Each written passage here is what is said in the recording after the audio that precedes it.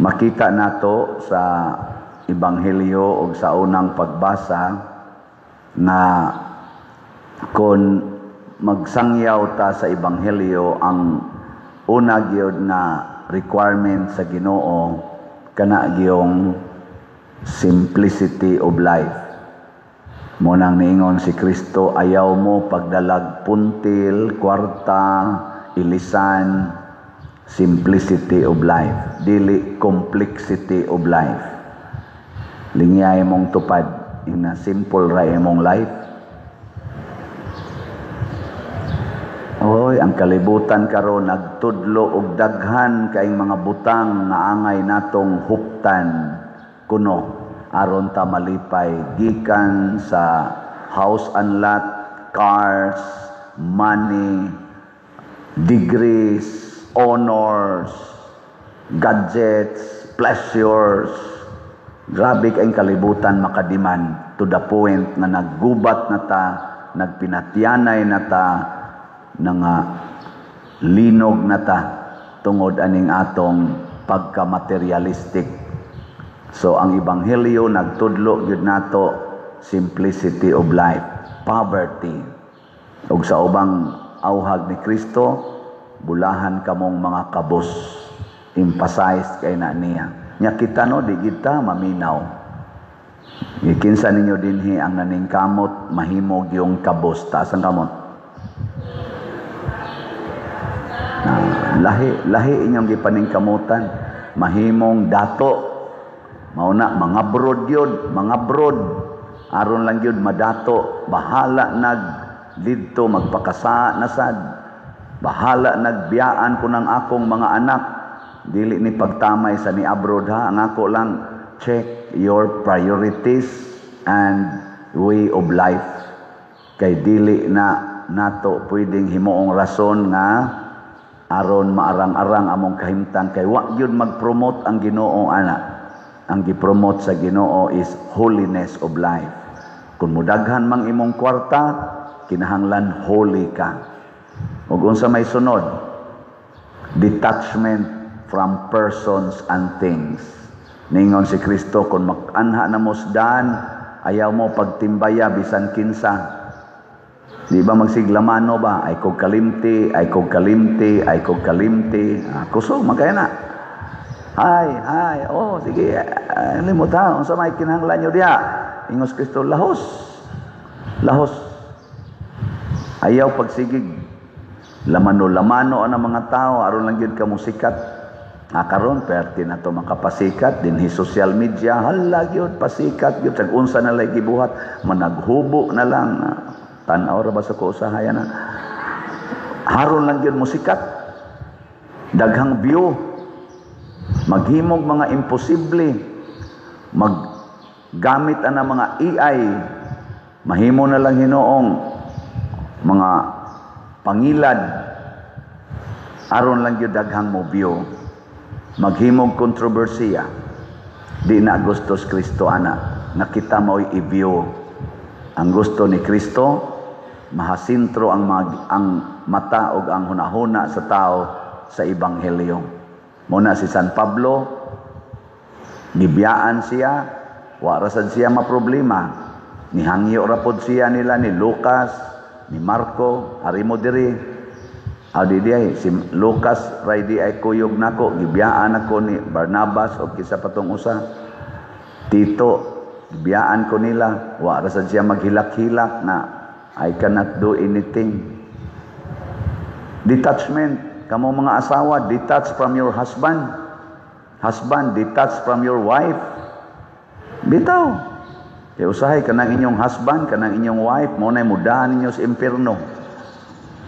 Kanilang dinhi, magbunyag ta dinhi, magbunyag tagtag na po kabuk, may lag na iduha nga kinasal. Nganong nanganak man na, nga wa may kasal. Tubag. Tungod anang, I love you, I cannot live without you. Asa man kadadon anang gugmaha. Kanang inyong gugma-gugma, nga wa mo'y kasal, sige mong tinukhangay, asa man mo padong. Kung naa kay pagtuos Ginoo, padong gyud mo sa impierno. Yang ano inyo man ang padayonon. Hunong usa, break. Ikakita nimo warning diha nga road under repair, ayaw padayon. Di ba? Repair. Refrain. Di gyud mo padayon gyud. Suko pag atong sultihan, ingon naong pari ang rasag mo mo trabaho diri sa kuanan. Tinarong ta dire, sigihan tagyaw-yaw. Ayaw. Mo na ang Ginoo na ginasay warning, detach ba, detach.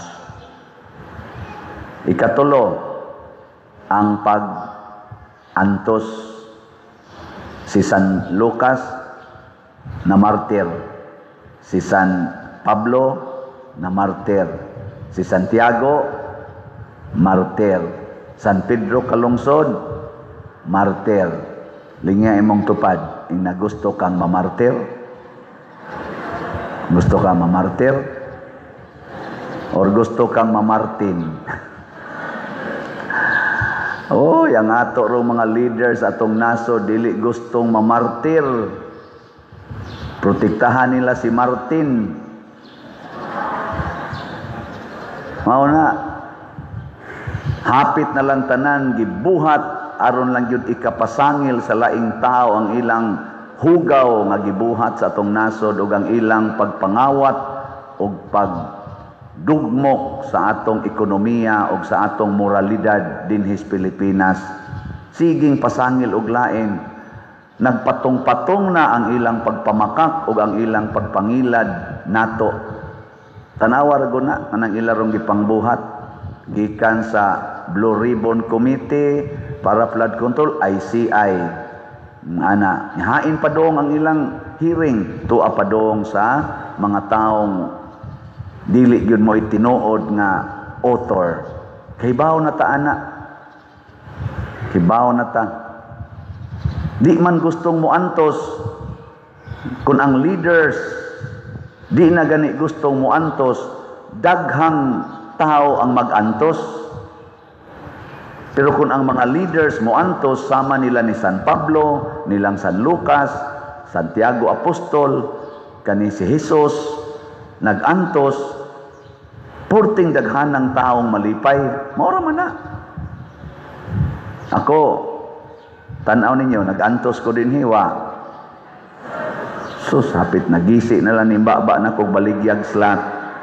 Gaantos yung ko anang inyong pagkabungol o pagkalawom o bulsa.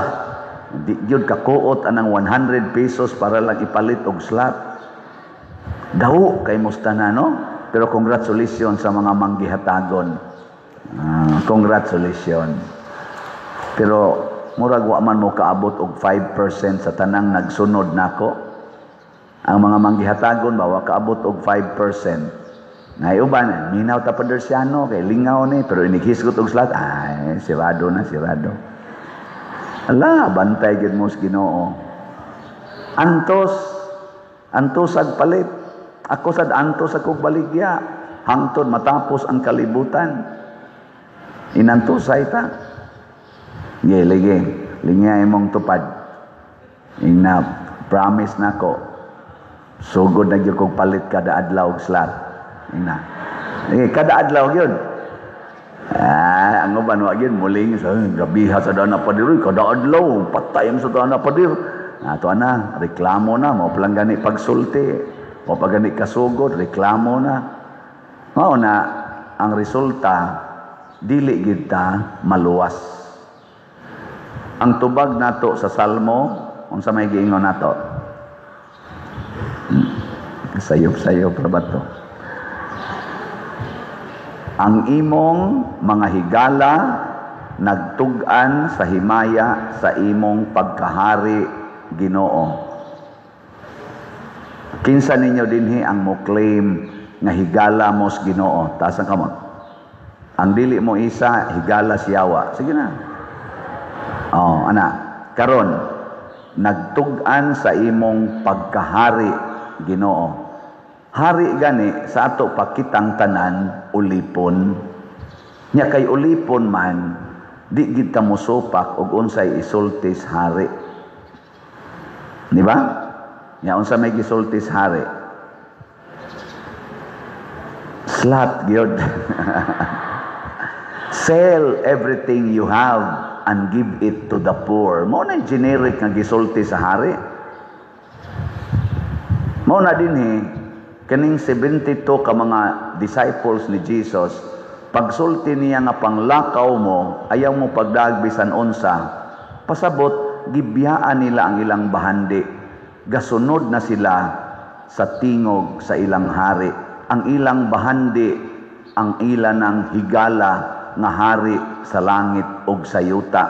Way kwarta ug bulawan sa kalibutan nga makatumbas sa atong higala, kung higala tang tinuod sa atong Ginoo. Ug makita na sa atong pagbiya nining mga bahandi. Og sa atong pagbiya sa bahandi, unya atong ihatag sa katilingban, musamot kadako ang atong bahandi, kay ang katilingban mao na may mubaos paghatag nato. Una ako ginang balik-balikon dinhi, nisugod kog alagad second year college 1984, alagad kog simbahan. Ang akong makontribute ato kay kargador pa man ko ato, sige kog panggulnas uma nya eskwela pa gyud, maglakaw rasdahan kasagaran. May lag mo income ko og pinakadako na ginang 500 pesos ang buwan. Pero makakontribute ako 20 pesos, 50 pesos kada buwan sa among organisasyon. So good ato hangtod karon, that is my paradigm.